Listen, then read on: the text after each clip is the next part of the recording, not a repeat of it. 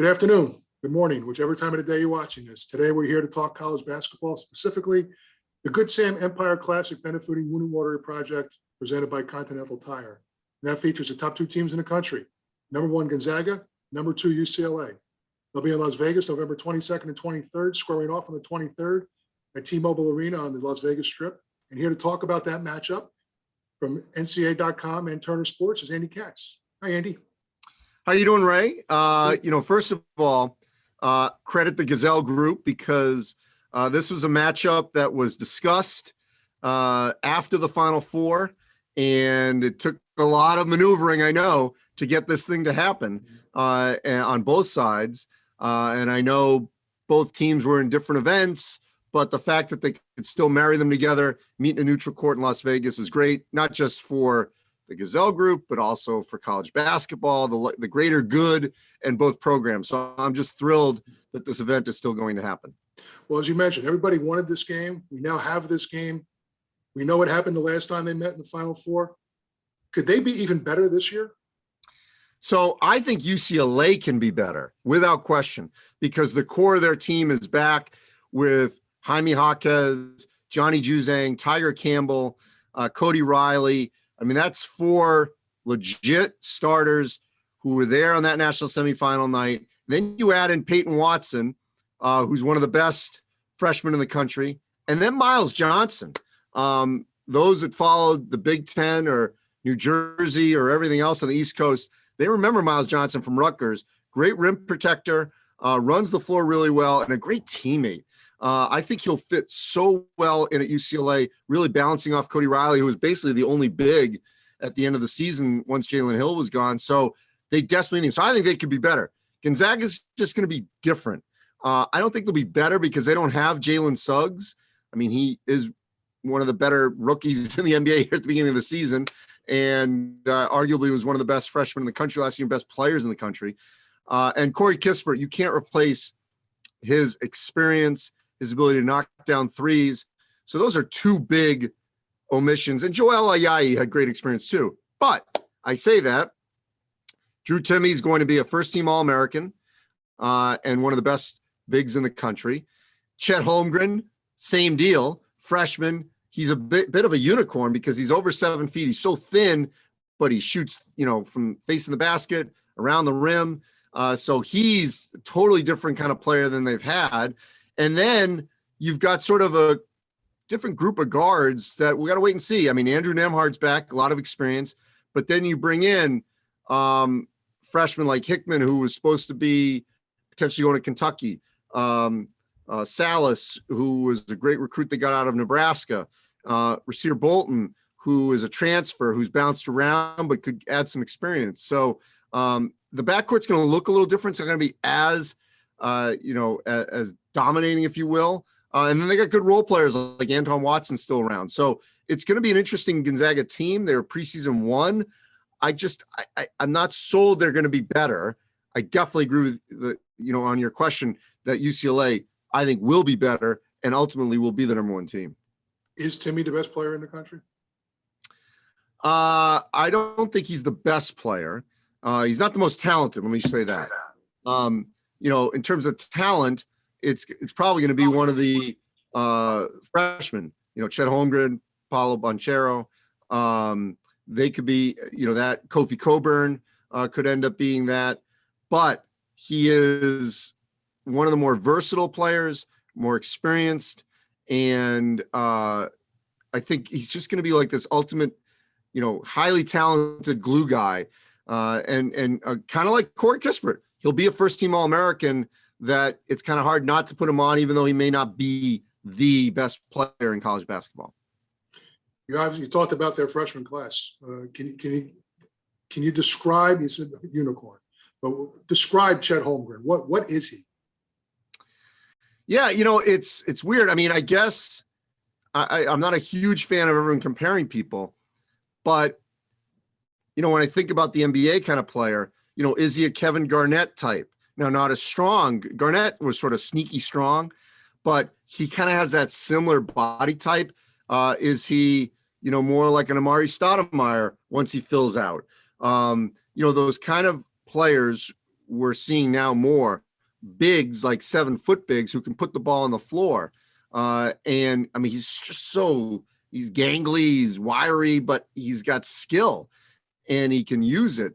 And he's just if he keeps that ball high, it's going to be very difficult to defend. Now, when he puts it on the ground and he's got a sneaky guard on him that sort of attacks him or they double him, that'll be interesting. How good a passer is he in those kind of situations? Not just a strict passer out of the post, but I think we're all going to sort of wait and see how he handles those kind of different situations because players are going to be running at him for sure.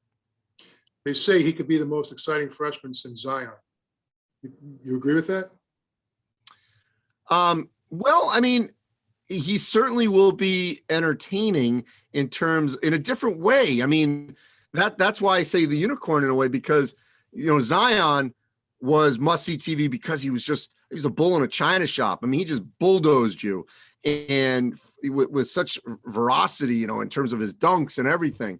So you wanted to see him. Holmgren is not going to do that. He's not going to intimidate you, but he'll probably come up with some moves that'll be like, whoa, I mean, he's got a high dribble, obviously, because he's 7 feet and can sort of take it around, could sort of go past you and then reverse dunk it. So, if he's got a path to the basket. So I think there'll be highlights like that will be more to him than we would normally see of a traditional post player. For somebody like Mark Few, what does it mean for him, for his program, to be able to beat out the quote unquote blue bloods, to get not only Holmgren, but Cella and Hickman, and to have the best recruiting class in the country? Yeah, I mean, it just shows they've arrived. Think about this, that 2 years in a row, they go into Minnesota and get not just the best player in the state, but you can make an argument, best player in the country.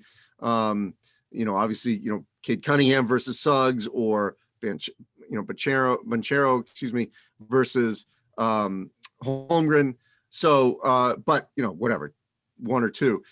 It just shows that they are a blue blood.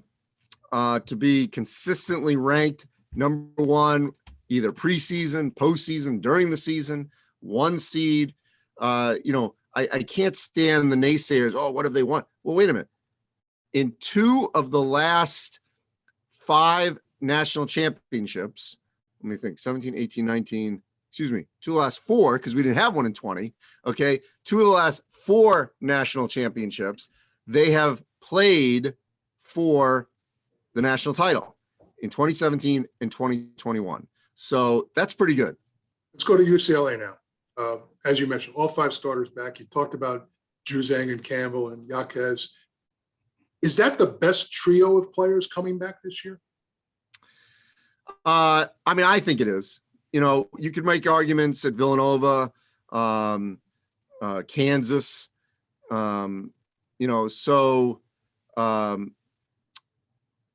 are other schools that you could certainly put in this grouping. But I just think in terms of experience and experiencing something, like a Final Four or a national semifinal, you can't measure that. They came back and it was sort of a perfect storm because of when the draft was, the fact that it was later, I think affected decisions, NIL, all of that, having a real season brought them back together that normally would not occur. So yeah, I love their experience. And that's why I've got them as the preseason number 1. And 2 guys who kind of get lost in all of this are Cody Riley and Jules Bernard, who both started last year. Obviously, all 5 starters back, average over 10 points a game. What do they bring to the table for UCLA? So yeah, Jules Bernard is, and I'm glad you mentioned him because I forgot him at the beginning of this. I think he's a great rotation player, can get you a bucket when you need it, could go for double figures at times. Cody Riley was such a sort of just, did his work, didn't complain, and stayed out of foul trouble for the most part. But he is just going to love having Peyton Watson and Miles Johnson, more front court help. That's going to just keep him on the floor longer at times and more efficient. So I can't wait to see this UCLA team in person because, and here's the thing, UCLA is going to be really good early. I think they'll still be really good late. So if they beat Gonzaga in Vegas, even if they win, by double figures. People shouldn't pause on the Zags just because I just don't think you can compare those two teams the way they are at this moment in time. One guy we haven't talked about either. I mean, we talk about recruiting classes for Gonzaga. Peyton Wasser, a top 10 recruit. Will McClendon, a top 50 recruit. I mean, they had a pretty good recruiting year too. What do you know about McClendon? Yeah, I mean, look, there's no question that that UCLA continues to, it doesn't matter the coach. I mean, it is a tremendous brand. And for the most part, regardless of who has taken over there, they've been able to land, All-American type players or really good rotation players. And, this is a year where they don't need the freshmen as much. They just need to have, probably Watson's the key guy, not just because he's the most talented, but also because I think that's the position that they need the most. So, I think it continues the trend. Mick Cronin was sort of an out of the box hire, but clearly he has found himself sort of, it just took a year to get everything settled. Defensively, they've bought in. They really love playing for him, and he's connected with the alums. The former players obviously are key about that program. I just think for the most part, he's done all the right things going forward. All right, I'm going to put you on the spot. How does this game play out? So, we hype these things up a lot in the early part of the season. Sometimes they don't meet our expectation. I hope this does. Obviously, in the preseason, Gonzaga has looked good, but you can't judge those kind of score lines. I think UCLA wins. I think they win by a few possessions late, in large part because of their experience. And, it's going to be a crazy week for Gonzaga because they got that Western Michigan game to prep for this game. And then later in the week, they play Duke. So their schedule is unbelievable, where they've got Texas at home to start, game 2 of the season. And then they're also going to play Alabama and Seattle. So they've got 4 of arguably the top 10 schools in the country, before Christmas. Well, if you're in the Las Vegas area, and Andy will be sure to come out to see the consensus top 2 teams in the country. Number 1, Gonzaga. Number 2, UCLA. Good Sam Empire Classic, benefiting Wounded Warrior Project, presented by Continental Tire. Andy, thank you so much for being with us. Thank you, Ray. Look forward to being there.